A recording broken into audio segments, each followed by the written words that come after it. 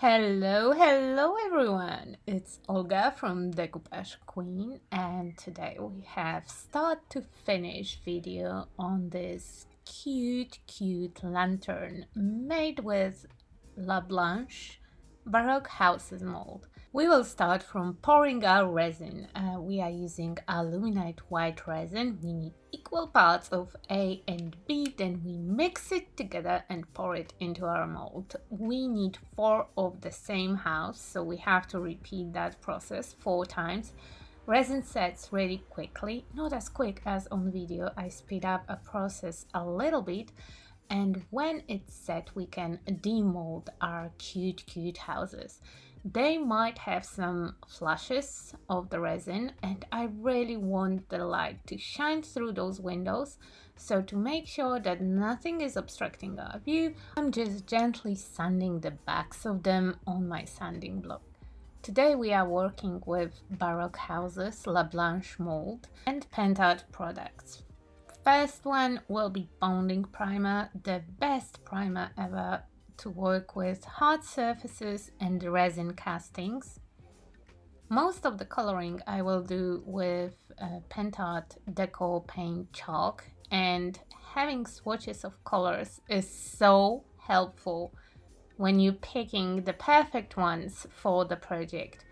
Instead of digging through the paint and wondering, I can just grab my swatches and pick the colors that I want to use in the project. We are starting with off-white color from Dekor paint chalky, and I would say that for the projects like that, Dekor paint chalky or matte acrylics from Paint-Out are just perfect products. That off-white color will go mostly on area of the windows because that will be my lightest area later on, and the rest of the house, entire facade if you will, I'm covering with country blue from Dekor paint chalky. It's my favorite shade of blue in entire range, beautiful and soft. For the roof, to have a little bit more color but still have that chalk finish, I'm mixing my country blue with a little bit of turquoise blue from matte range from my Halloween product set that is currently available in Decoupage Queen. Our last color accent will be Victorian pink that will go on the bottom of the facade, and you don't have to stress paint job too much.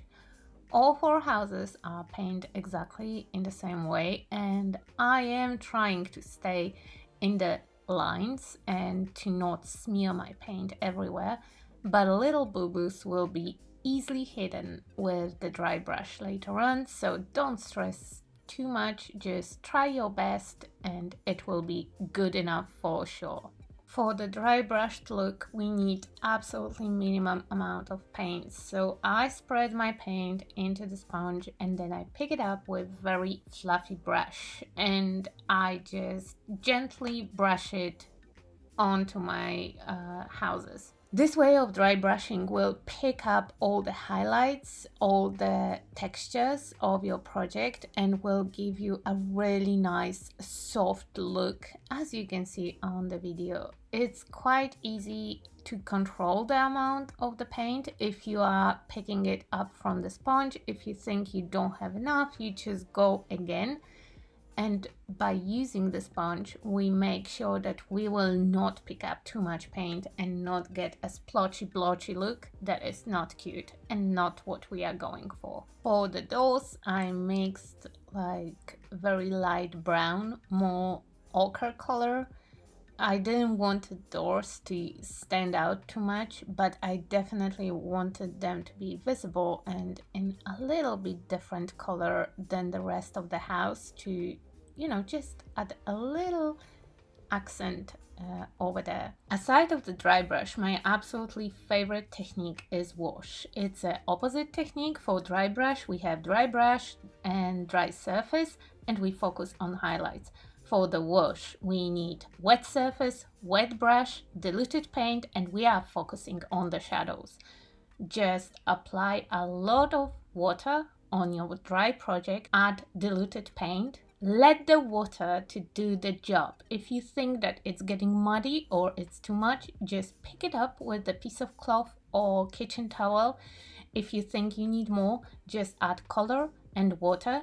And when you are happy with amount of the shadow, just dry your project and set it and forget it.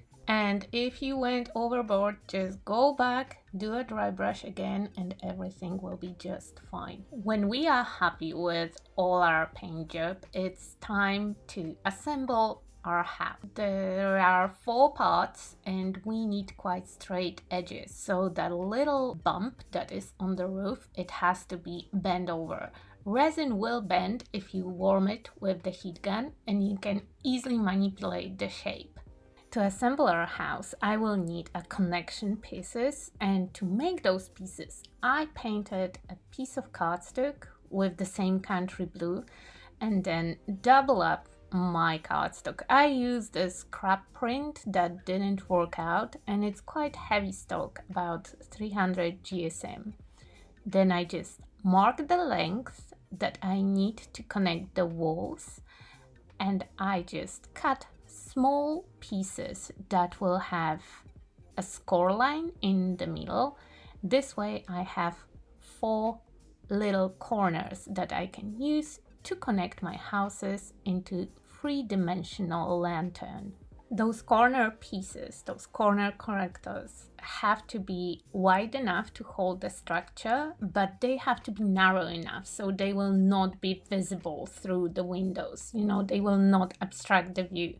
So I just eyeballed it and trimmed the excess if needed. Didn't do a heavy math or complicated measurements here.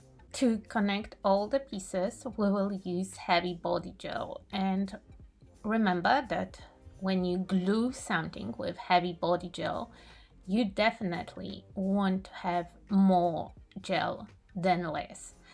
I like to apply a thick amount of gel on the area that we will add the connector to, and we just squeeze in and press in our elements together. All the excess of the gel can be removed with the dry brush if something oozes out, but you definitely want to have enough gel to secure that connection really well.